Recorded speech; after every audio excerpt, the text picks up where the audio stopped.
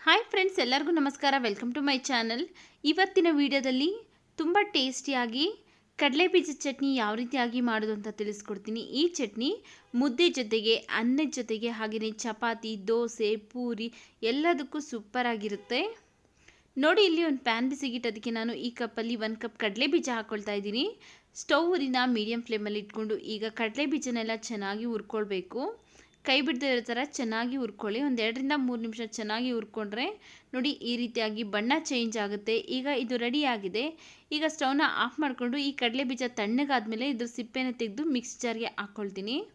ಈಗ ಇದಕ್ಕೆ ಅರ್ಧ ಕಪ್ ಹಸಿ ಕೊಬ್ಬರಿ ಹಾಕ್ಕೊಳ್ತಾ ಇದ್ದೀನಿ. ಹಾಗೆಯೇ ಅರ್ಧ ಕಪ್ ಕಡಲೆಪಪ್ಪು ಅಂದರೆ ಉರಿಗಡಲೆ ಹಾಕ್ಕೊಳ್ತಾ ಇದ್ದೀನಿ.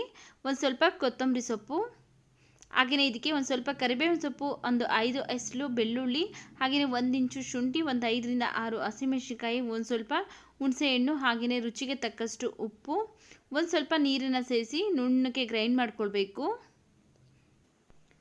ನೋಡಿ, ಈ ರೀತಿಯಾಗಿ ನುಣ್ಣಗೆ ಗ್ರೈಂಡ್ ಮಾಡ್ಕೊಳ್ಬೇಕು. ಈಗ ಚಟ್ನಿ ರೆಡಿ ಆಗಿದೆ. ಇದನ್ನು ಒಂದು ಬಟ್ಲಿಗೆ ಹಾಕ್ಕೊಳ್ತಾ ಇದ್ದೀನಿ.